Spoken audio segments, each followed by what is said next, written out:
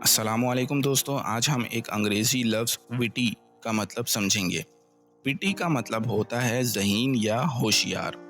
یہ شخصیت یا بات کی ایسی خوبی کو بیان کرتا ہے جو مزاحیہ اور سمجھداری سے بھری ہو۔ مثال کے طور پر، اگر کوئی شخص کسی مجمع میں مزاحیہ طور پر سمجھداری کی بات کرے اور لوگ ہنس پڑیں تو ہم کہتے ہیں کہ وہ شخص وٹی ہے۔